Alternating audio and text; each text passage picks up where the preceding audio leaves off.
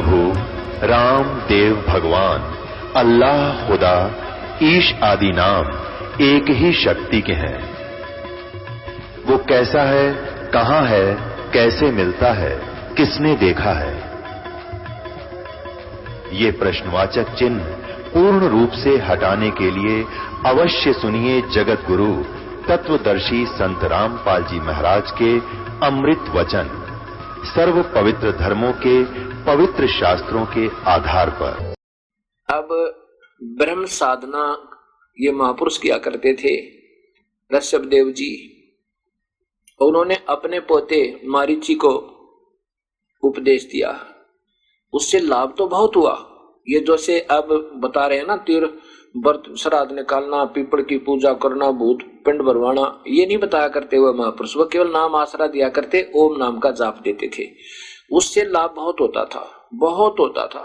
और जो ब्रह्मा विष्णु महेश तीन गुणों तक की भक्ति बताते हो तो अक्षणिक सुख है, तुरंत ही भोग भागकर सीधे जल्दी में विनाश को प्राप्त हो जाते हैं। ये तो कति व्यर्थ मूर्खों की, नीच व्यक्तियों की ऐसी साधना बताई गीता में। वो तो दुष्ट आत्मा करते हैं और मूर्ख लोग राक्षस स्वभाव के।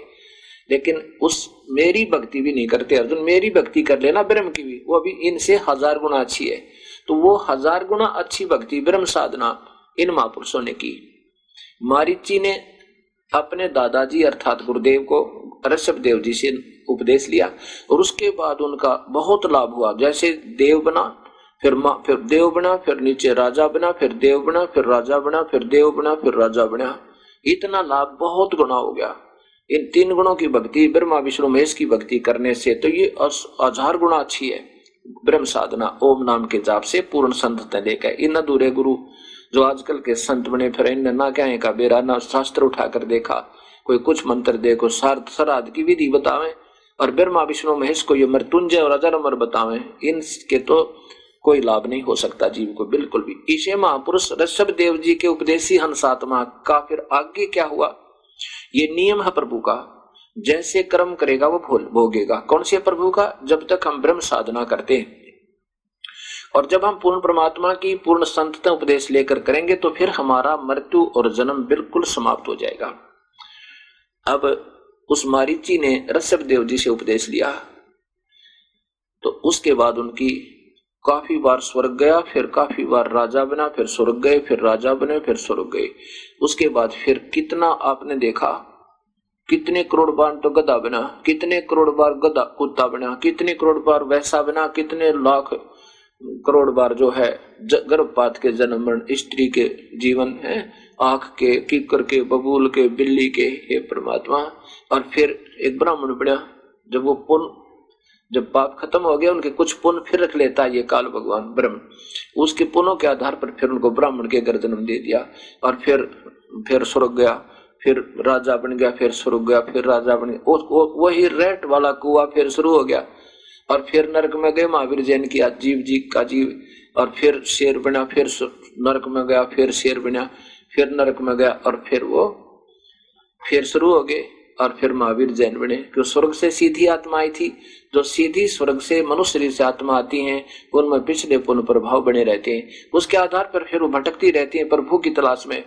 अभी इनको कोई और सत्य उपदेशी संत मिला नहीं, इन्होंने सिर्फ अपने हिसाब से अपना मेडिटेशन आदि किया और यहाँ से तप करने से फिर सिद्धियां आ जाती है और उन सिद्धियों के आधार पर फिर इनकी जबान में कसक जबान सिद्ध हो जाती है और जिसके आधार पर फिर अनुयायी बन जाते हैं। इसलिए ये काल के जाल से ये महात्मा भी नहीं निकल पाए। तो आजकल के जो केवल एक नकल कर रहे हैं ऋषि मुनि, वो मुनि बने फिरे, वो ऋषभ देव जी जैसे नहीं हो सकते। और ऋषभ देव के सीधे उपदेशी के साथ भी जन्म मृत्यु पशु जोनि वृक्ष के जीवन भोगना बना रहा तो ये मुक्त नहीं हो सकते। कोई भी मुक्त नहीं हो सकता। खुद ब्रह्म भी कहता है, वो काल भी के मेरी भी जन्म और मृत्यु है। इससे तो कबीर साहब काट सकते इस बीमारी ने। कैसे? इस दास के ऊपर जो असर हुआ इन बातों का वो कैसे हुआ? एक शब्द है कबीर परमात्मा की प्यारी आत्मा गरीबदास जी का, जो आंखों देखा सतलोक में कि वहां जाकर ये रोग कट सकता है। उसमें कहा कि मन तो चल रे सुख के सागर, जहां शब्द सिंधु रत्नागर। उस सतलोक में चलो जहां कभी दुख नहीं होता, और बताते हैं कोट जन्म तन भरमत हो गए कुछ ना हाथ लगा रे, तो कुकर सुकर खरबा बोरे कौवा हंस बगारे। कहते हैं कोट जन्म तन भरमत हो गए और कुछ नहीं हाथ लगा रे। अब बताओ जैसे ये महापुरुष स्वर्ग गए राजा बने, स्वर्ग गए राजा बने, जैसी बात मान ले मैं पृथ्वीपति हूं और सारा देश मेरे अंतर्गत अरीब मृत्यु हो जाए मेरी, बता मेरे साथ किया गया, ये तो यही रह गया, ये तो बंजारा है, ये करोड़ों व्यक्ति मर गए यहाँ पर राजा हो गए और ये पृथ्वी यही की यही है। तो हमने के हाथ लगा, अगर हमने सतभक्ति मिलती तो हमें कुछ हाथ लगता। कोटि जन्म तो बरमत हो गए कुछ ना हाथ लगा रे, तो कुकर सुकर खरबा बोरे कौवा हंस बगारे। और कोट जन्म तो राजा की ना, करोड़ जन्म तो तू राजा भी बना, और मिट्टी ना मन की आशा, और भिक्षक होकर दर दर घूमे ये मिला नी निर्गुण रासा। तो ऐसा भी साधक रहा कि एक टुकड़ा मांगा थोड़ा सा, उसको सुबह शाम उसी को खा लिया और लीन रहा इस शास्त्र इस ब्रह्म साधना में, लेकिन तेरा जन्म मरण नहीं मिटा। क्या बताया कि इंद्र कुबेर ईश की पदवी ब्रह्मा वर्ण धर्मराया, और विष्णुनाथ के पुर को जाकर फिर उल्टाए आया। इंद्र स्वर्ग का राजा, कुबेर धन का वित्तीय वित्त मंत्री वहां स्वर्ग का, इंद्र कुबेर वरुण धर्मराया, इंद्र कुबेर ईश की पदवी हम ब्रह्मा विष्णु महेश भी बन चुके हैं, क्योंकि ये इनका समय पूर्ण होगा, ये मर जाएंगे, फिर नए ब्रह्मा विष्णु महेश ये काल अपनी प्रकृति देवी पत्नी तय उस ब्रह्मलोक में फिर उत्पन्न करके तैयार रखा है। इनके मरते ही नया जवान बैठा देता है, ब्रह्मा को कमल के फूल पे और विष्णु शेष सैया पे और रुद्र को किसी कैलाश पर्वत के कोने में, और फिर इनको होश में कर देता है। फिर इनको नहीं मालूम हम कहां से आगे, बेचारे ये ढूंढते फिर ये असमंजस में है कौन है वो मालिक। इंद्र कुबेर ईश की पदवी ब्रह्मा वरुण धर्मराया, धर्मराय यहाँ का जो लेखा जोखा करने वाला वो भी मृत्यु में है, और विष्णु लोक के पुर को जाकर तू फिर उल्टाए आया, क्योंकि यहाँ पर विष्णु जी के लोक में जो सुविधाएं हैं वो इन अन्य लोकों से अच्छी मानते हैं। वो बढ़िया होटल रेस्टोरेंट है, अब उस रेस्टोरेंट में भी अपनी कमाई खाकर उस स्वर्ग में तो कहते फिर वापस आया। असंग जन्म तन मरत्या हो गए जीवित क्यों ना मरे रे, और द्वादश मद मैल मठ मोरे बहुर ना दे धरे रे। असंग जन्म तन मरत्या हो गए, ओए होए कलेजा हिल जाए इंसान का जब महावीर जैन जी के दुखा न देख ले। लेकिन अब हम यूं सोचे वैसे कहे किसने देखा आगे कूता बने गधा बने। तो यहाँ बताते असंग जन्म तन मरत्या हो गए जीवित क्यों ना मरे रे, जीवित मरना है कि यहाँ के कोई सुख नहीं चाहिए हमने, और जो कमाई हम करें इस काल को दे देंगे, इसके प्रति हम बेनिफिट नहीं लेंगे, क्योंकि ओम नाम के जाप से वेदों की वर्णित विधि से प्रभु प्राप्ति नहीं होती। इससे ये भौतिक सुख और आध्यात्मिक सुख मिल जाते हैं, सिद्धियां आ जाना, आकाश में उड़ जाना, स्वर्ग में देव बन जाना, महादेव बन जाना, और फिर 84 में आ जाना। जब हमको पूर्ण संत मिल जाएगा उसके बाद हम यहाँ की सुविधा नहीं रख लेंगे, इनकी कमाई इसको दे देंगे। जैसे गीता जी के 18वें अध्याय के 66वें श्लोक में लिखा कि अर्जुन मेरी सभी पूजाओं को मुझ में छोड़कर सर्वधर्मान परित्यज माम, सभी तेरे जो धार्मिक पूजाएं है ना यहाँ की जो तूने की है वो मेरे में छोड़ दे, मुझ में त्याग के एकम शरणम व्रज, उस एक परमात्मा की शरण में चला जा, और फिर मैं तुझे सर्व पापेभ्यः मोक्षामि मा शुच, फिर मैं तेरे को सब पापों से मुक्त कर दूंगा, अर्थात मैं बरी कर दूंगा, फिर तेरा जन्म मरण नहीं होगा, फिर तू शाश्वत स्थान पर चला जाएगा उस परमात्मा की शरण में। तो इसलिए बताया कि असंग जन्म तन मरत्या हो गए जीवित क्यों ना मरे रे। जीवित मरना है, मन चाहे कार ले ले, कोठी ले ले, शराब पी ले, मांस खा ले, देख सिनेमा, इन सब को छोड़कर अपने भाग्य पर विश्वास करता हुआ, प्रभु पर विश्वास करता हुआ, ठीक है प्रभु आपके भाग में कुछ भी दे रहा दे दे, चाहे कार भी दे, कोठी भी दे, फैक्ट्री भी दे दे, तुझे कुछ भी दे दे, वो आपका भाग देगा, और भाग से अधिक भी ये परमात्मा कबीर साहब दे सकता है। लेकिन अपना मूल उद्देश्य नहीं भूलना, कबीर परमेश्वर में अपने लीन रहना, और फिर इसकी पूजा का इसी को दे जाएंगे, हम इसका बेनिफिट नहीं लेंगे। ये जीवित मरना, हमने देव नहीं बनना, महादेव नहीं बनना, और तब हम यहाँ से छूटेंगे। असंग जन्म तन मरत्या हो गए जीवित क्यों ना मरे रे, और द्वादश मद मैल मठ बोरे बहुर ना दे दरे रे। यहाँ से हमने एक 12वां द्वार स्थान है, अभी तक हमने 10 द्वारों का ज्ञान है, 10 के बाद 11वां द्वार है जो पारब्रह्म के लोक में प्रवेश करेंगे, 11वां, और 12वां जो है उस परब्रह्म के लोक से आगे निकल जाएंगे, सतलोक में पहुंच जाएंगे। वो 12वां द्वार है। उस द्वादश मध्य मैल मठ बोरे बोहर न दे दरे, वहां फिर जाने के बाद तेरा फिर जन्म नहीं होगा। अब आगे बताया कि दोजक बहिष्ठ सभी ते देखे राजपाट के रसिया, दोजिक माने नरक और बहिष्ठ माने स्वर्ग, ये तूने असंख्यों बार भोग लिए नादान, सद्भक्ति ना मिलन दे। और 3 लोक से तरपत ना ही ये मन भोगी खसिया, 3 लोक भी अगर इस को दे देना कोई इस मन को, इसकी सेटिस्फेक्शन नहीं होती, इसकी तसल्ली नहीं होती। अब कोई एमएलए बन गया, एमएलए बनते ही नीयत रहती है कि तू किसी का तगड़मबाजी करके और मंत्री बन जा, और मंत्री बनने के बाद तगड़मबाजी सोचा सीएम बन जा, और सीएम की नीयत रहती है तू अच्छा वेल नोन सा होकर और प्रधानमंत्री बन जा, इतने ही मृत्यु हो जा, मेरे पाछा कुत्ता बने गधा बने, अब मूल काम करया कोई ना जो करना चाहिए था, ना राज साथ जावे और ना ही फिर आगे कुछ भक्ति हमारा धन मिले, वहां फिर हम नरक में जा 84 में गधे और कुत्ते बने। अब यहाँ जरा सी लगती है कि कौन कहता है कि हम गधे बन जाएंगे। ऐसे महापुरुष महावीर जैन जैसे की क्या हालत हुई, वो तो भक्ति करते थे, और जो भक्ति नहीं करते हैं, शास्त्र विरुद्ध करते हैं, वो तो सीधे नरक में जाएंगे। ये शास्त्र बता रहे। ये दास तो केवल उनको पढ़ कर आपको सुनाना चाह रहा है, बस मेरा तो इतना काम है। और आत्मा दुख पाती है कि प्यारी आत्मा इन नादान संतों के पीछे लग गए और शास्त्र विरुद्ध साधना करते हुए अपना जीवन व्यर्थ कर रहे हैं। क्योंकि मुझे ज्ञान हो गया इसलिए मुझे डर और दुख हो रहा है, इसलिए बार बार मैं कह रहा हूं मुझे कोई स्वार्थ नहीं, परमार्थ हो गया, क्योंकि मेरी आंखें खोल दी भगवान ने और ऑपरेशन करने का मुझे ट्रेनिंग दे दी। तो इस ज्ञान से आपका ये आंखों, ज्ञान वाली आंखों का ऑपरेशन होगा और मोतियाबिंद हट जाएगा, और फिर देखना आपको वास्तविकता दिखेगी। गरीबदास जी कहते हैं, देखन के तो नैन चश्मे फिरा मोतिया बंदरे, जिनको सफेद मोतिया हो जाए ना, उनकी आंखें बहुत सफेद साफ दिखा करें, तो उसको दिखाई कुछ नहीं देता, बिल्कुल नहीं दिखता, और वो दिख कति आंखें स्वस्थ, ऐसा लगे ये बहुत दिखता होगा।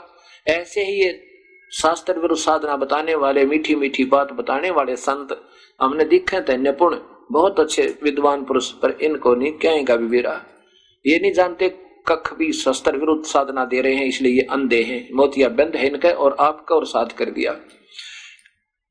दिखत के तो नैन जिसमें और फिरा मोतिया बंद रे। अब ये मोतिया बंद हट जाएगा इस सत्ज्ञान से। तो मुझे ये पता चला कि इस शब्द ने जो मैं आपको सुना रहा हूं, ये मेरे हृदय में जमगी। कहते हैं, दोजक भी सभी तय देखे राजपाट के रसिया, और 3 लोक से तृप्त ना ही ये मन भोगी खसिया। इस बीमारी ने इस यहाँ की लोक काल के लोक की इच्छा को और इन दुखों को कौन मिटा सके। सतगुर मिले तो इच्छा मिटे, पद मिल पदे समाना, और चल हंसा उस लोक पठाऊं जो आदम रस्थाना। कोई पूर्ण संत मिले तो ये यहाँ के लोगों की जो अधूरी अथा अक्षीणिक जो सुख की इच्छा है ये खत्म करे। सतगुर मिले तो इच्छा मेटे, पद मिल पदे समाना। पद माने पद्धति, वे ऑफ वर्शिप, सही शास्त्र अनुकूल पूर्ण संत साधना बताएगा, और फिर पद मिल पदे समाना, उस पद में अमर पद में समा जाएगा। पद के यहाँ दो पद हैं, 2 ही इनके भाव बनते हैं। पद मिल पदे समाना, सही वे ऑफ वर्शिप मिल जाएगी, पूजा की विधि सही पद्धति मिलने पर फिर उस पद को प्राप्त होगा, अमर पद को। पद मिल पदे समाना, और चल हंसा उस लोक पठाऊं जो आद अमर स्थाना। चल हे प्यारी आत्मा, हे हंस आत्मा, हे भक्ति करने वाली प्यारी भक्त आत्मा, तुझे चल वहां ले चलूं जहां पर जाने के बाद फिर कभी मरण नहीं होगा। अब ये देखो 18वें अध्याय का 62वें श्लोक में ये काल भगवान भी कहता है, ये गीता जी और गीता प्रेस गोरखपुर से प्रकाशित है, अध्याय नंबर 18 और श्लोक नंबर 62 में लिखा कि अर्जुन तू सब प्रकार से उस परमात्मा की शरण में जा। ये भगवान कहता उस परमात्मा की शरण में जा, उस परमात्मा की कृपा से ही तू परम शांति को और सनातन परम धाम को प्राप्त होगा। काल कहता है कि मेरे लोकों में कोई शांति नहीं है, और परम शांति और सनातन परम धाम शाश्वतम सथानम, इसको हम सतलोक कहते हैं। सथान माने धाम, सथान माने धाम, और शाश्वत माने सनातन माने सदा रहने वाला। सतलोक, हम उसको सतलोक कह देते हैं, सतधाम कह देते हैं। उस सतलोक को चला जाएगा और तेरा फिर मरण नहीं होगा। ये सीधी सी बात है। वहां जाने के बाद हमारी फिर, तो इसलिए गरीबदास जी कहते हैं इस गीता जी के ज्ञान को अपने शब्दों में सुनाते हुए कि सतगुरु मिले तो इच्छा मिटे पद मिल पदे समाना, और चल हंसा उस लोक पठाऊं जो आदि अमर स्थाना, सदा रहने वाला, कभी सब सदा से वो है, अमर है, वो कभी विनाश में नहीं आता। फिर बताया है कि चार मुक्ति जहां चंपी करती माया होरी दासी, उस सतलोक में जो चार मुक्ति प्राप्त यहाँ के जो भक्तात्मा जो लाभ प्राप्त करते हैं वो तो वहां के हंसों के चरणों में पड़ी रहती हैं। चार मुक्ति जहां चंपी करती माया हो रही दासी, और दास गरीब अभय पद पर से वो मिले राम अविनाशी, वो अविनाशी परमात्मा मिले। जो गीता जी में लिखा है कि हम, मेरे और तेरे अर्जुन बहुत जन्म हो लिए, ये तो आपने अध्याय नंबर 4 के श्लोक नंबर 5 में पढ़ा, और दूसरे अध्याय नंबर 2 के श्लोक नंबर 11 में, और फिर 17 में देखो,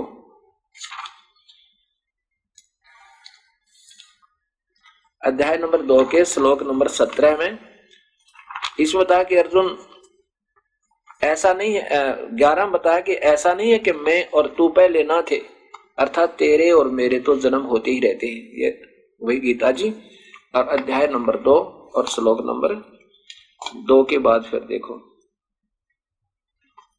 अध्याय नंबर 12 देखो, पहले अध्याय नंबर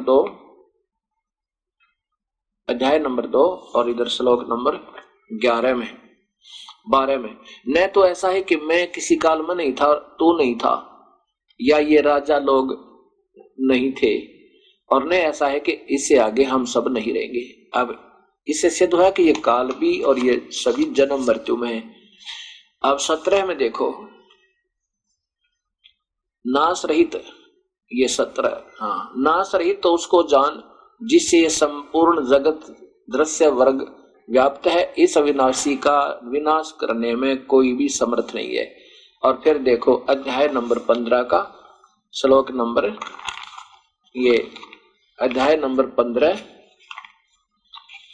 इसके श्लोक नंबर 16 और 17 में स्पष्ट कर दिया है कि 2 भगवान है वैसे तो, जिनको आम व्यक्ति जानता है, और उनमें वास्तव में अविनाशी तो वो है, उसके बारे में बाप को दिखाते हैं। आप देखो, क्योंकि यहाँ असमंजस में डाल देते हैं ये नादान संत जिनको स्वयं ज्ञान नहीं। ये अध्याय नंबर 15 और इसका पहले अध्याय श्लोक नंबर 15 ही देखो, ये श्लोक नंबर 15, इसमें ये काल भगवान तो कहता मैं सब प्राणियों के हृदय में स्थित हूं, सब प्राणियों के हृदय में स्थित हूं, और तथा मुझसे स्मृति ज्ञान और अपोहन होता है, और सब वेदों द्वारा मैं ही जानने योग्य वेदांत का कर्ता और वेदों को जानने वाला भी मैं ही हूँ। ये तो अपने आप को बताता है कि मैं तो हृदय कमल में रहता हूँ, वहां पर शिव और पार्वती के रूप में वहां रहता हूँ। वास्तव में फिर बताता है कि इस संसार में 2 भगवान माने जाते हैं मृत्यु पृथ्वी लोक वाले लोकों में। पृथ्वी लोक है ब्रह्म और परब्रह्म के लोक, और ऊपर के लोक हैं अविनाशी, वो आकाश तत्व से बने हुए शब्द रूपी माने जाते हैं।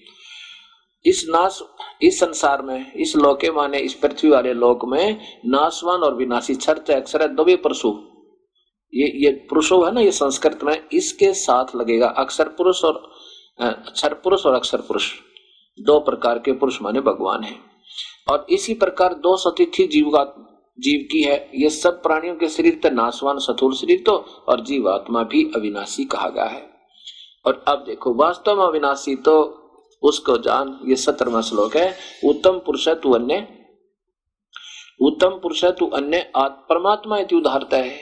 ये उत्तम पुरुष का अर्थ भी यही दे दिया, पुरुष माने परमात्मा, पुरुष का अर्थ परमात्मा। उत्तम पुरुष व उत्तम यानी सर्वश्रेष्ठ भगवान तो कोई और है, अन्य ही है जिसे परमात्मा इस प्रकार कहा जाता है। और यह लोकतर में, ये तीनों लोकों में अविश्य माने प्रवेश करके, विभर्ति माने सबका पालन पोषण करता, वो अवयव अवयव ईश्वर है। वो अवयव माने अविनाशी, ईश्वर माने परमेश्वर है, वो अविनाशी परमात्मा है। दास गरीब अभय पद पर से मिले राम अविनाशी, इस अविनाशी परमात्मा को पाना है। तो यहाँ गरीबदास जी कहते हैं चार मुक्ति जहाँ चंपी कर रही माया हो रही दासी, और दास गरीब अभय पद पर से मिले राम अविनाशी। वो अविनाशी परमात्मा फिर मिला कैसे? ये भी प्रमाण इसी गीता जी के 70वें अध्याय का 23वां श्लोक देता है कि उस परमात्मा ब्रह्मणे माने पूर्ण परमात्मा की प्राप्ति के का 3 मंत्र के जाप का निर्देश है। ओम तो है ही है, ओम तो सीधा ही लिखा है, लेकिन उसके साथ 2 मंत्र और हैं जो संकेतिक हैं, और वो पूर्ण संत दे उसके बारे में कहा कि उन संतों ने ढूंढ ले तत्वदर्श मार्ग के जानने वाले हूं। ये अध्याय नंबर 17 और श्लोक नंबर 23 देखो गीता जी का। ये देखो 23 में स्पष्ट लिखा है, ओम तत्सत इति निर्देश है ब्रह्मण त्रिविधि समर्थ है। ब्रह्मण माने पूर्ण परमात्मा का के सिमरण का 3 विधि का निर्देश है, 3 प्रकार के मंत्र का, और 3 ही विधि से इसकी सिमरण होता है। ओम तो सीधा ही है, अनजान संत केवल ओम ओम ओम ओम ओम ओम ऐसे जाप देते हैं, ऐसा नहीं इसका जाप। पूर्ण परमात्मा के लिए जब ये नाम जाप जपा जाएगा, उसकी कमाई के लिए जब जपेंगे, तो ये मंत्र और ये तत्संकेतिक ये और मंत्र है, ये इशारा है, ये दोनों का जाप मिलेगा सांस के द्वारा होगा, और इसकी बहुत कीमत है। और सत फिर तीसरा, ये 3 मंत्र मिलेंगे, ये सार नाम है। ये तीनों मंत्र जब मिल जाएंगे, नीचे करो, ये तीनों मंत्र जब मिल जाएंगे तब ये जीव यहां से छुटकारा होगा। और कहते हैं पूरा सृष्टि के प्रारंभ में, विहिता पुरा सृष्टि के प्रारंभ में ब्राह्मण का अर्थ होता है विद्वान पुरुष समझदार व्यक्ति, तेन वेदा इसी ज्ञान के आधार पर यज्ञ आदि करा करते, यज्ञ माने धार्मिक पूजाएं करते थे इसी प्रकार। अब देखो यही प्रमाण है श्याम वेद में 822 नंबर श्लोक में लिखा है कि उस परमात्मा कबीर परमेश्वर है जो 3 मंत्र का नाम देकर इस प्यारी आत्मा को पवित्र करके, इसके पाप कर्मों को समाप्त करके, इसकी आयु भी बढ़ा देता अपने आशीर्वाद देते हैं। अगर मान ले उसके सांस कम हो इस काल के दिए हुए ब्रह्म के, तो उम्र भी बढ़ा के और पूरी भक्ति करवा के और फिर पार कर देता है, सतलोक ले जाता है। अब दास गरीब अभय पद पर से मिले राम अविनाशी, इन 3 मंत्र के जापते यो जीव का यहाँ से पूर्ण छुटकारा होगा। ओम नाम के जाप की कमाई हम इस ब्रह्म को दे देंगे, फिर ये हमें यहाँ से मुक्त कर देगा, सब पापों से मुक्त कर देगा, अपना कर्जा ले लेगा। जैसे गीता जी के 18वें अध्याय के 66वें श्लोक में कहा कि तू सभी पूजाओं को मेरी को यहाँ छोड़ दे, और फिर तू उस एक सर्वशक्तिमान की शरण में जा, एक का माने जिसके बराबर दूसरा ना हो, और फिर मैं तुझे सब पापों से छोड़ दूंगा। और दूसरा जो सत मंत्र तत् मंत्र है, उस तत् मंत्र की कमाई, तत् नहीं है तो ओम तत्सत ये कोई जाप नहीं है, ओम तो है ही है, और वो तत् और सत मंत्र ये संत नहीं दे सकते, जो नादान एक नकली मोहर मार के अपने आप ही बने बैठे हैं ये महात्मा, ये तो ये ब्रह्म भी नहीं दे सकता उन 2 मंत्रों को, दूसरे को भी। और ये सोहम मंत्र देने के ये संत अधिकारी नहीं है जो 100 मंत्र दे रहे, क्योंकि इन्होंने ज्ञान तक ना ब्रह्मा विष्णु में इसका, ये अजर है कामर है, इनकी माता पिता नहीं बताई आज तक इन्होंने। ये तो नकली समझो, जो गलत पासपोर्ट बनाते हैं वो नकली जाली जो बनाते हैं वो है ये तो। और ये सोहम नाम ये दे ही नहीं सकते, ना किसी वेद में वर्णन ना गीता में। गरीबदास जी कहते हैं सोहम शब्द हम जग में लाए। गरीबदास जी कह रहे हैं कबीर साहब ने बताया मुझे कि कबीर परमेश्वर ने आके हमें ये सोहम नाम दिया, जिससे कुछ राहत ज्यादा मिल जाती है, लेकिन वो देने वाला अधिकारी हो तो बात बने, आम व्यक्ति देगा तो कति लाभ नहीं। अब सोहम शब्द हम जग में लाए, सार शब्द हमने गुप्त छिपाए। ये सोम शब्द हम लाए थे, अब हमने आके बताया है। और हमारे से हमारे सच्चे से संत ही कोई उपदेश प्राप्त करेगा तो लाभ होगा, नहीं तो नहीं होगा। और फिर तीसरा नाम नहीं मिला, दोनों खत्म। ओहम सोहम खंड है बाई, सोहम अक्षर भी व्यर्थ है बाई, तातनी अक्षर रहो लोलाई। और सोम मध्य ऊपर लादा, ओम सोम बाद विवादा, यह सब नीचे ही रह गए, उर्ली पार ही रह गए, पार नहीं हुए। फिर कहते नामा छिपा ओम तारी, नामदेव जी महाराज पहले ओम नाम के जाप से ही किया करते थे और उसे बहुत सिद्धियां आ गई थी। मंदिर फेर दिया था, मृत गौ भी जिंदा कर दी थी और पत्थर को दूध भी पिला दिया था, फिर भी पार नहीं हो सकते थे, ऐसे जन्म मृत्यु में रहते। नामा छिपा ओम तारी, तारी माने लो लाग रही थी ओम के नाम की। पीछे सोहम भेद विचारी, फिर सतपुरुष कबीर परमेश्वर आए एक गुप्त रूप में, उनको फिर ये सत नाम बना कर दिया। और सार शब्द पाया जद लोई, फिर आवागमन फिर नहीं हुई, फिर उनकी जन्म मृत्यु मिटी नामदेव जी की, जब पूर्ण परमात्मा आदरणीय नामदेव जी को आकर मिले। इस प्रकार ये सत्संग वो लड़की सुन रही थी। और कोई ऐसे ऐसे महापुरुष, और ये भी वैसा बने, महावीर जैन जी जैसी प्यारी आत्मा, पहले कितने अच्छे साधक थे। तो उस लड़की ने कबीर परमेश्वर के सामने नतमस्तक होकर कहा, प्रभु मैं बहुत पाप आत्मा हूं। वो वैसा जो सत्संग सुन रही थी सतगुरु कबीर साहिब का, वो चरणों में गिर कर सत्संग के उपरांत बहुत फुट फुट कर रोई और कहा, दाता मैं बहुत पाप आत्मा हूं, क्या मेरे जैसी दुष्ट आत्मा का भी उद्धार हो सकता है? कबीर साहब ने कहा, बेटी हमारे सच्चे नाम में, सत नाम में, सार नाम में इतनी शक्ति है, ये सब पापों को विनाश कर देगा। जब ही नाम हृदय धरो, भयो पाप को नाम नासे, जैसे अग्नि जैसे चिंगारी अग्नि की, भाई पड़े पुराने घासे। जब ही नाम हृदय धरो, भयो पाप को नासे, जैसे चिंगारी अग्नि की, पड़े पुराने घासे। जैसे कितना ढेर का ढेर हो, सूखा घास पुराना, और उसमें एक ऐसे तिल्ली लगा दे आग की, सारे को फूंक कर उस ढेर को विनाश कर देगी और फिर वो हवा में उड़ जाएगा, कति समाप्त हो जाएगा। ऐसे कबीर साहब कहते हैं, मेरे सच्चे नाम में, उस सार नाम में वो शक्ति है, सब पापों का विनाश कर देगी, जो ना किसी संत के, किसी संत अन्य संत से उपदेश से नहीं हो सकते।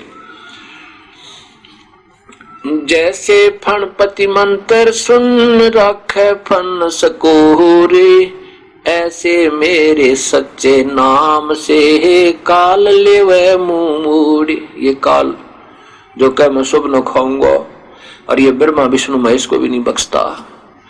इस कहते हैं कबीर साहब कह रहे हैं, मेरे उस सच्चे नाम तय, सार नाम तय, यो काल भी फीका पड़ जाता है, इसका मुख मुड़ जाता है, ये कुछ नहीं असर कर सकता।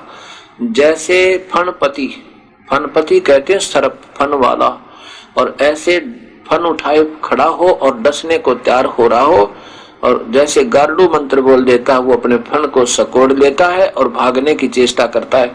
ऐसे मेरे सच्चे नाम के सामने, सार नाम के सामने, ये काल भगवान ये मुंह मोड़ लेता है, ये हमारे हंस को कुछ नहीं दुख दे सकता।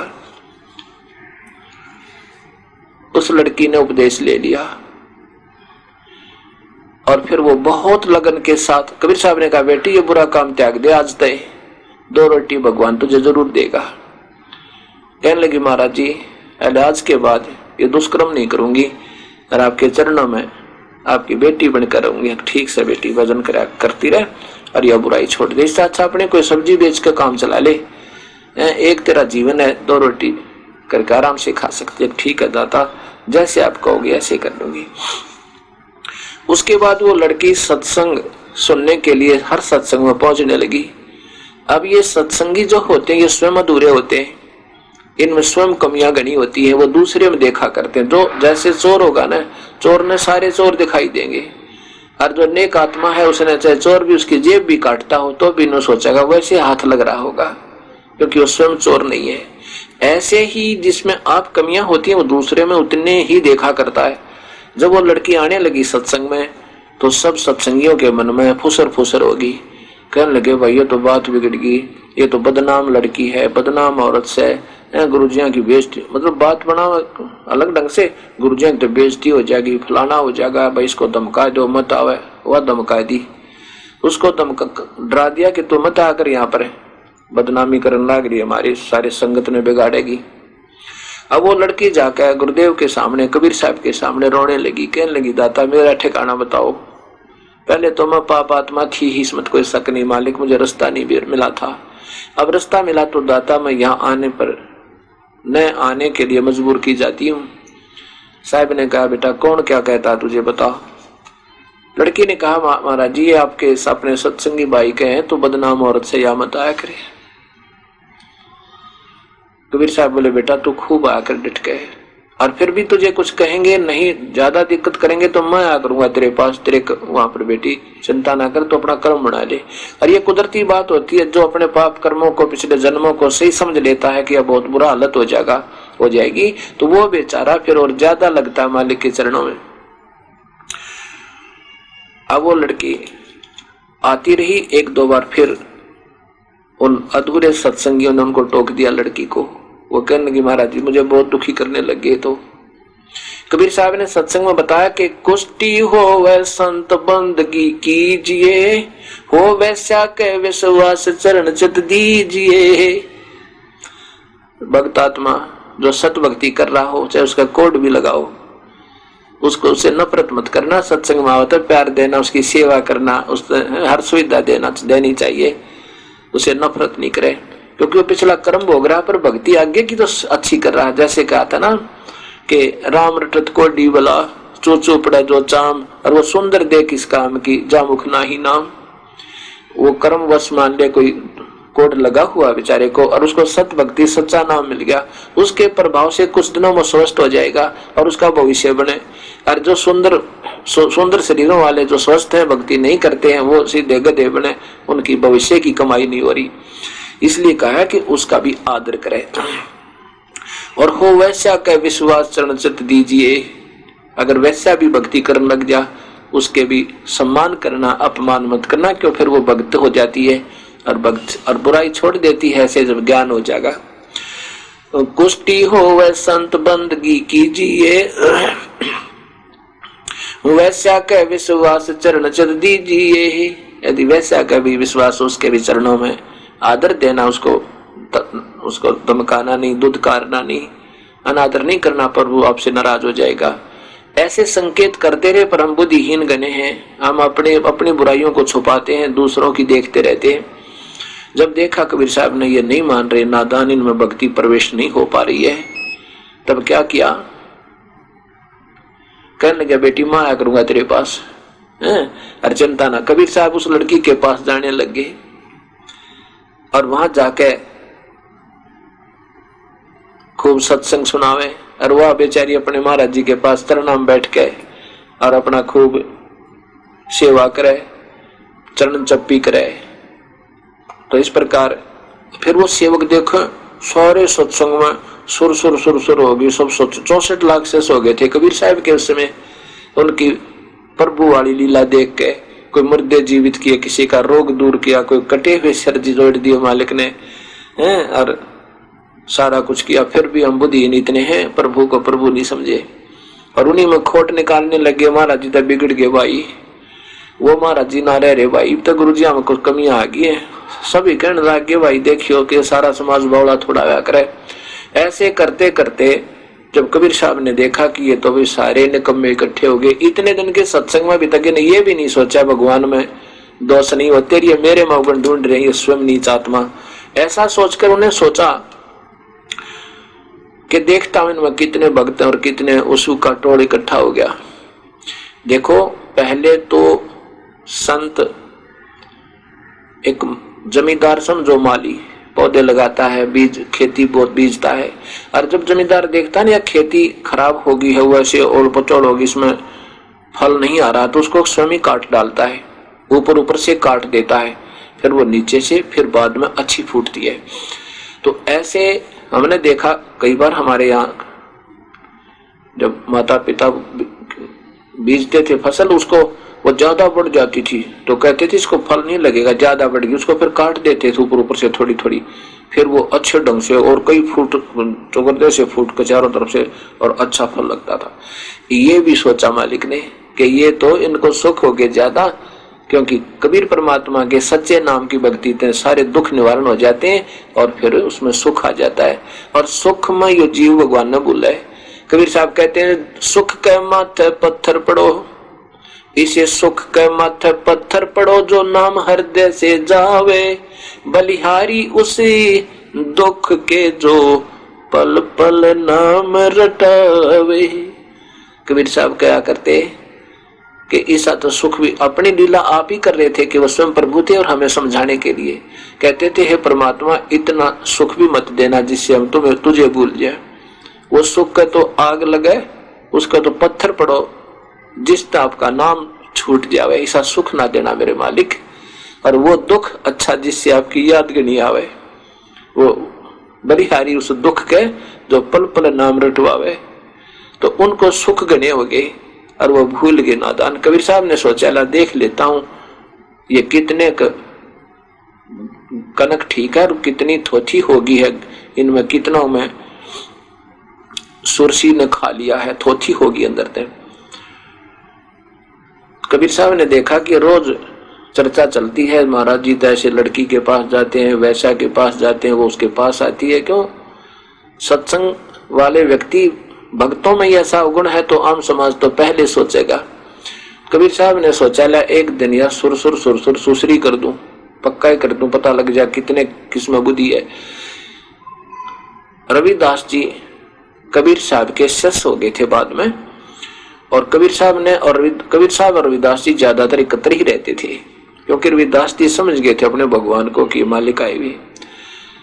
तो कबीर साहब ने कहा रविदास से, रविदास एक हाथी किराए पे ले आ। हाथी किराए पे ले आए और कहा कि तू आप मेरा जो है ना पीलवान बनना, हाथी आंकने वाला, और आज मैं सारे बाजार में घुमाइए। अब रविदास जी तो अपने गुरु के आदेश को से बिल्कुल तैयार हो गए, ठीक है दाता जैसे आप कहोगे। लड़की से कहा उस वैसा से बेटी तू खूब हार श्रृंगार कर, सुंदरता सुंदर कपड़े गहने पहन के और खूब सज दज के और मेरे साथ चलना। वह लड़की बोली महाराज जी आपकी बेटी यो शरीर आपका दाता, जैसे प्रयोग करो। हाथी पर बैठा लिया लड़की को बीच में, आगे रविदास जी हाथी हाँक रहा है, पीलवान बना हुआ है, बीच में सुसज्जित लड़की और पीछे कबीर परमेश्वर एक गंगा जल भर कर बोतल में शीशी में, और लोग सोचे दारू शराब पी रहा ऐसे मुंह के लावे, और उस लड़की के कंधे पे हाथ रख लिया न्यू अरन्यू प्योर मस्ती से अरन्यू देखा सब, और बड़े बाजार में का निकाल दी, मेन बाजार में का मैं से गुजार दिया उस साथी को, पार्टिकल की सब जगह लोग देखो रे वो बुद्धि भ्रष्ट होगी जुलाहे की, देखो वो जुल्हा बुद्धि भ्रष्ट हो गया, वैसा को साथ लिए बाजार में घूम रहा, शराब पी रहा। हम तो पहले कहा करते थे ये तो नीच व्यक्ति है, ये बातें बनाता है, ये देखना वहां लड़कियां जाती थी, हमें पहले ही मालूम था कि कुछ न घटना जरूर घटेगी। अब जो कबीर साहब के 64 लाख शिष्य हो गए थे, उन शिष्यों में तो पकड़ लाऊं वो शहर वाले, नगर वाले, काशी वाले, पंडित लोग भी, अन्य भी दूसरे जो गुरुजी पहले कबीर साहब से नकली संत और मेहनत जड़ा करते, वो लाए पकड़ सब उनके शिष्यों को। देखो हम तो कहते थे ये नीच है, ये ऐसे बातें बनाता है, शास्त्र का ये क्या जाने, ये तो ऐसे नीच था, क्या हाल कर रखी इसने, शराब पी रहा है। अब वो मेरे जैसे जो मूर्ख ये नहीं समझ गए भगवान जिसने ऐसी ऐसी लीला की कैसी गलती कर सकता है, तो वो कहते हैं हम तो वैसे ही चले जाया करते थे, हम नाम ना ले रखा था इनका, वो मेरे को तो बोलेगा था फलाना व्यक्ति, मैं तो ऐसे जाता था। अर्थात 64 के 64 लाख उस कबीर परमेश्वर से विमुख हो गए। अब गरीबदास जी कहते हैं कि पहले तो कबीर परमेश्वर ने उनको ढूंढना चाहा, उनमें कलम चढ़ानी चाहिए अपने सतभक्ति की, और फिर वो व्यर्थ हो गए तक कुआं में पड़ो। अब जब तक हम सही नियम पर नहीं चलेंगे, संत मर्यादा में नहीं रहेंगे और भक्ति कर रहे हैं, तो वो व्यर्थ है और वो संत के ऊपर भार बन जाता है। जो ऐसे अधूरे व्यक्तियों को जो नाम देते हैं, जो सब गलतियां कर रहे, बीड़ी पीवे, शराब पीवे हैं, मांस खावे और फिर नाम ले रखा और अनुपासना भी करते हैं, तो वो उस संत पर वजन बन जाते हैं। तो वो संत उसका कोई न कोई समाधान निकालता है उनसे अपना वजन कम करने के लिए। हाँ, जो सत भक्ति कर रहे हैं उनका वो बेशक कितने करोड़ अरब खरब कितने हो जाओ, वो तो अपनी भक्ति कर रहे हैं, विधिवत चल रहे हैं, उनको तो जहाज में बैठा दिया चलो। अब कबीर गरीबदास जी कहते हैं, कबीर साहब की इस लीला को देखकर, बड़ुआ भड़ुआ सब कहें कोई न जाने खोजे, दास गरीब कबीर करम बांटे सिर का बोझे। कबीर करीम और दयालु कबीर परमेश्वर वो तो अपने सिर का बोझ उतारे हैं, बीमारी सिर पर रख रखी, जो गुरु पर विश्वास नहीं कर रहे। अब नगर के निवासी इकट्ठे होकर गए सिकंदर लोधी के पास। सिकंदर लोधी उस समय काशी आया हुआ था, बनारस, क्योंकि वो दिल्ली के बादशाह थे। जब वो बनारस आए हुए होते थे, कबीर साहब विशेषकर उसी समय लीला करते थे। उनके साथ एक शेख तकी नाम का उनका गुरु, धार्मिक गुरु था सिकंदर लोधी का, मुसलमान पीर। और कबीर साहब चाहते थे हो सका इस बुद्धि, इनकी भी बुद्धि ठीक हो जाए, शेख तकी की। अगर ये ठीक हो जाए, ये गुरु ठीक हो गया तो शिष्यों को तो यहाँ पर बता देगा, लेकिन ये गुरु ही ठीक नहीं हो सकते, ये तो स्वयं नरक जा सकते हैं, और शिष्यों को तो उन्होंने टिकट बनाई रखा है। तो उस शेख तकी को पता चला कि आज फंस गया बच्चू, आज तेरा कचूमर निकालूंगा, क्योंकि राजा का गुरु फिर फुल पावर उसकी। अब बनारस के लोग एकत्रित हो गए और फिर उन गुरुओं ने, नकली संतों और महंतों ने तो फिर मौका मिल गया, सब इकट्ठे हो गए और हजारों की संख्या में पब्लिक को इकट्ठी करके और कहने लगे चलो सिकंदर लोधी भी आया, आज तो बढ़िया काम हो गया, राजा भी आया हुआ। क्योंकि वीरदेव सिंह बघेल वो कबीर साहब के शिष्य थे, वो लीला को जानते थे प्रभु की को।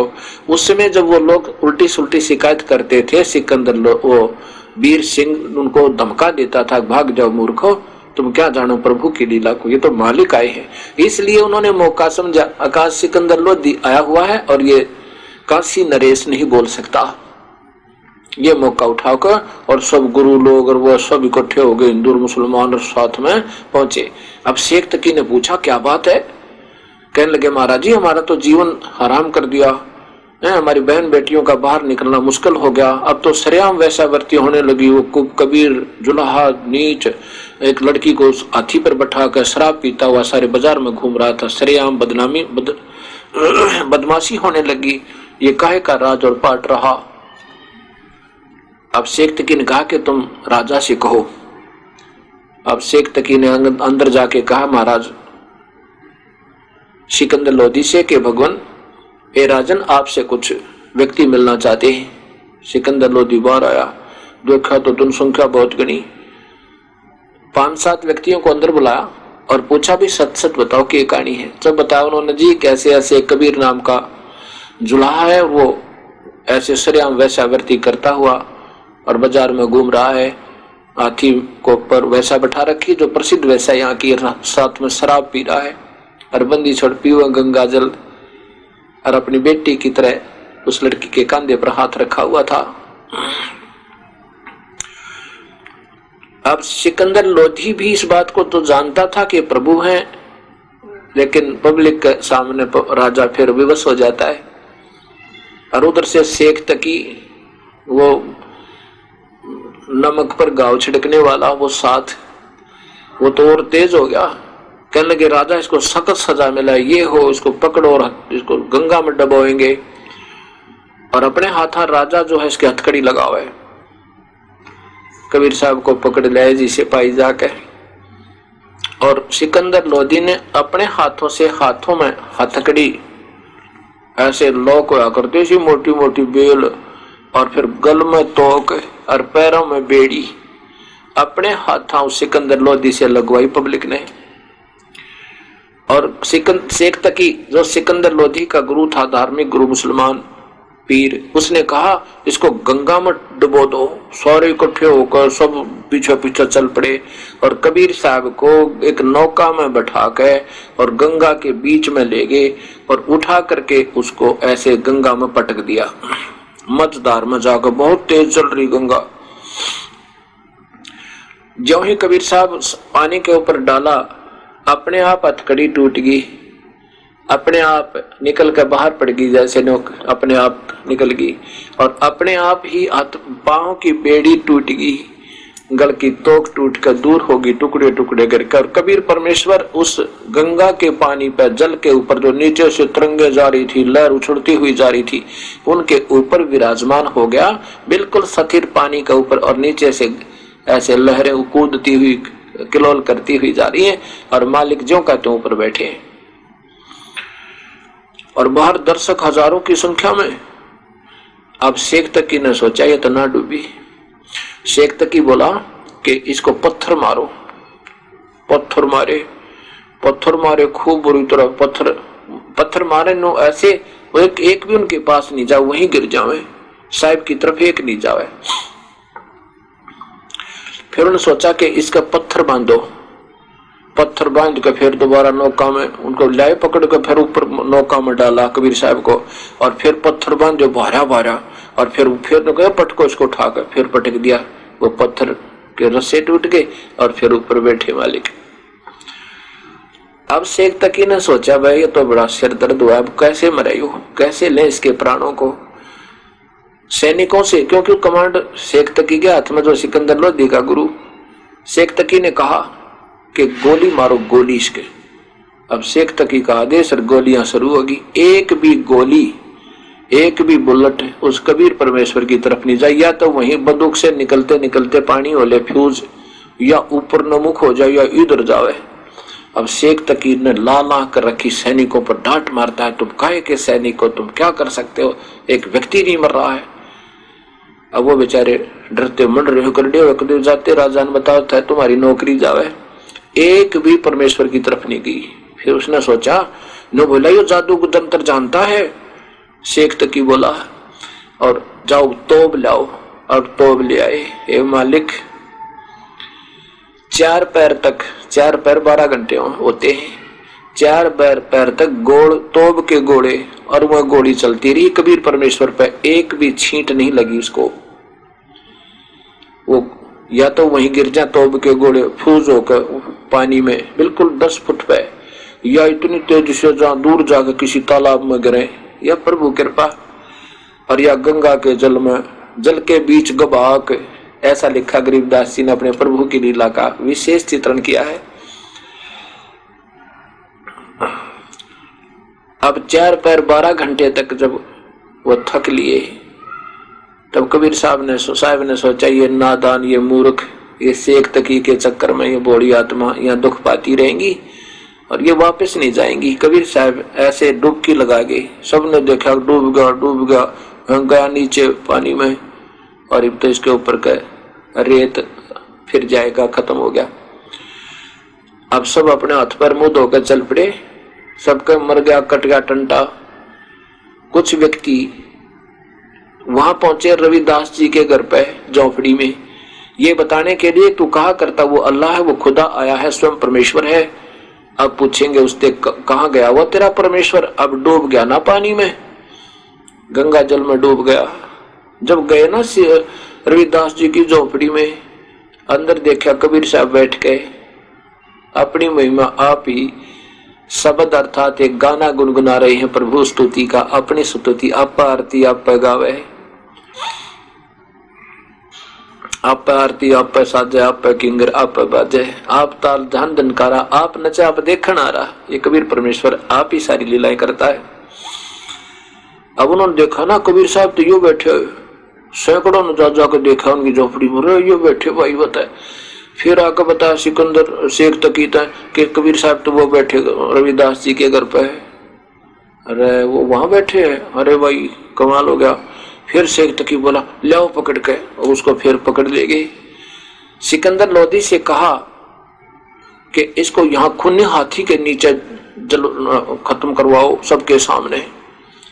अब कबीर साहब को बांध जोड़ कर रस्सों से और एक मैदान में डाल दिया और चारों तरफ दर्शक खड़े हो गए दूर दूर।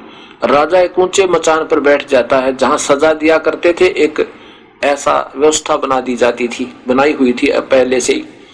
उसके चारों तरफ ऊंचे ऊंचे स्थल होते थे, बाउंड्री होती थी, उस पे पब्लिक बैठकर देखा करती थी। और राजा के लिए एक अलग से ऊंचा मचान बना हुआ होता जहां स्वयं विराजमान होता था। ऐसे भयंकर दोषियों को जब सजा दी जाती थी उस स्थान पर देते थे और उसको खूनी हाथी से टुकड़े टुकड़े करा देते थे ताकि अन्य पब्लिक को भी डर होवे और वो फिर रोवे, हाय हाय करे, आगे कोई गलती ना करे। इसलिए ऐसा सोचकर कबीर साहब को वहां बांध जोड़कर डाल दिया।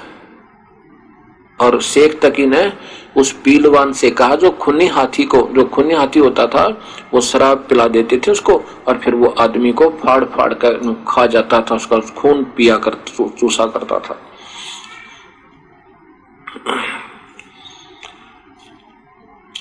उस पीलवान से कहा कि अच्छी शराब पिला दे तेरे हाथी को और जाते इसके टुकड़े टुकड़े करवा दे, क्योंकि उसका दाग लग रही कि ये तेरा कांटा निकला, तेरे रोड़ा हो गया रास्ते में, इसने तेरी महिमा खत्म कर दी। पीलवान ने हाथी को शराब पिलाया और बैठ गया ऊपर और लेकर हाथी को चल पड़ा जिधर कबीर परमेश्वर को बांध कर डाल रखा था। अब थोड़ी सी देर में वो अपने आप रस्से तक टूट गए, साहब ठीक ठाक बैठे। जब हाथी नजदीक आया ना, कबीर साहब ने एक शेर रूप दिखा दिया अपने पास, देख खड़ा जैसे शेर खड़ा उनके दो रहे कि ना जाने के कर दे। और शेर को देख कर हाथी तो लीद कर चल चिंगाड़ मारा और भाग लिया। और वो पीलवान ने सोची तेरी नौकरी गई, आज राजा तुझे यहाँ से निकालेगा, तेरे बच्चा ने भी मरवा दे। उसका बाले ठोकर फिर वापिस ला अंकुश मार मार के। कबीर साहब ने सोचा ये पीलवान इस हाथी को दुखी करेगा, नादान, इसका भी समाधान कर दूं। अब उस पीलवान को भी शेर का रूप दिखा दिया और पीलवान तो छोड़ गया हाथ में, तो वो पील उसका अंकुश भी गिर गया, हाथी से नीचे गिर गया डर के और हाथी भाग गया। फिर वो कबीर परमेश्वर खड़े हुए तो राजा को दर्शन दिए उस अपने वास्तविक रूप के। राजा इतना भयभीत हो गया, सिकंदर लोधी वहीं से कांपने लगा था अपने मचान पर, ऊंचे से जो बैठा था स्टेज पर प्लेटफार्म पे, वहीं से घबरा कर नीचे डरता हुआ ऐसे कांपता हुआ कबीर परमेश्वर के चरणों में आ गए और सबके सामने पब्लिक के सामने दंडवत प्रणाम कर हाथ जोड़ा, माफी मांगे, मुझे बख्श दो परवरदिगार, मेरे से गलती होगी, हे दाता मैं जिंदगी में फिर कभी नहीं करूंगा।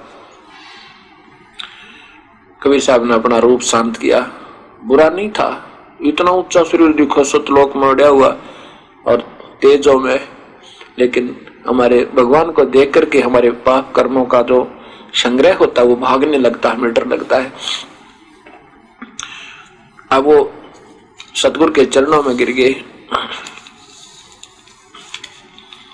और अक्षमा याचना करी कि प्रभु मैं आपको जान नहीं सका, आप तो मालिक हो, मैं तो आपको भूल जाता हूँ मालिक, मैं भूल जाता हूँ प्रभु, ए दाता आप तो वास्तव में प्रभु हो, आप अल्लाह हो, खुदा हो। कबीर साहब बोले ठीक है मैं जो कुछ हूं, पर तुम्हारी बुद्धि तो मलिन होली सबकी। अब सिकंदर लोधी ने जब चरण लिए तो बाकी वो गुरु लोग थे ना, नकली संत और महंत और वो सारे पंडे, वो सब नाराज हो गए कि राजा तो फेवर लेता है, चल पड़े रूस को वहां तक, तो चले गए।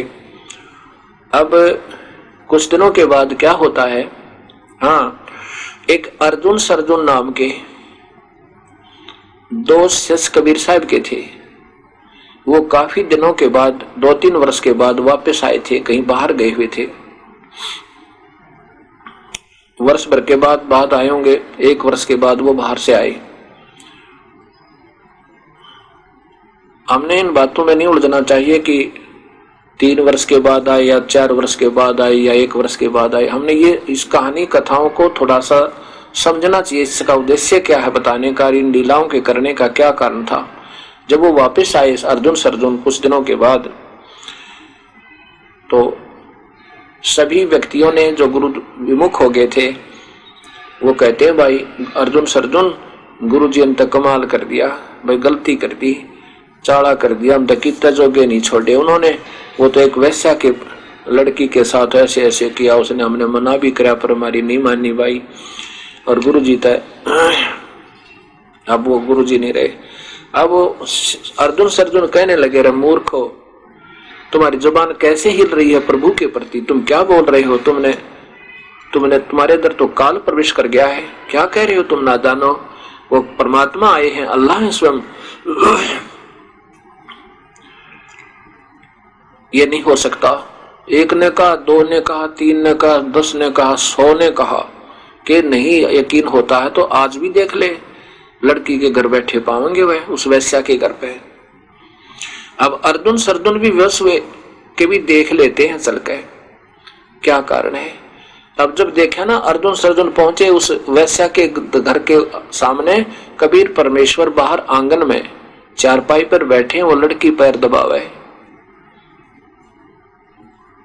अभी अर्जुन सर्जुन अपने आंखों देख लिया, अब उनके भी मन में मलिनता आई और वो देख करके आगे चले गए। फिर वापस आई मच्छी करके, कहने लगे, सतगुरु आपने यहाँ नहीं बैठना चाहिए था दाता, ये तो एक नीच जाति का बदनाम औरत का घर है। कबीर साहब कहने लगे, अर्जुन सर्जुन, जब शिष्य गुरु को सलाह देता है, गाइड करता है, तो समझो वो शिष्य नहीं गुरु हो गया। तुम तो बेटा मेरे गुरु बन गए, अब तुम मेरे शिष्य नहीं रहे और जाओ तुम अपने घर में और बनोगे कुत्ते गधे, और जब पता लगेगा तुम्हें। कहा था कि ऊंच नीच में हम रहें, ऊंच नीच में हम रहें, हाड चाम की दे, और अर्जुन सर्जुन समझना तुम करना शब्द सले। अरे नादान, तुम इसको शरीर समझ रहे हो, मेरे लिए तो मिट्टी है ये, और हम तो सब सर्वव्यापक हैं, ऊंच और नीच में। राष्ट्रपति भी मेरा शिष्य है तो वहां भी जाऊंगा, और जब कोई एक मंगी है, कोई जुलाहा है, वो भी अगर मेरा शिष्य है मैं तो वहां भी जाऊंगा। ऊंच नीच में हम रहें, ये हाड चाम की दे, सबकी हाड और चाम की दे ही है नादान। और अर्जुन सर्जुन समझना तुम करियो शब्द स्नेह, तुम अपना नाम जपो अगर मुक्ति चाहते हो, और नहीं तो भाई तुम्हारी, अब तुम्हारे अंदर मलिनता आएगी, अब तुम्हारी मुक्ति नहीं हो सकती मेरे इस शरीर तक।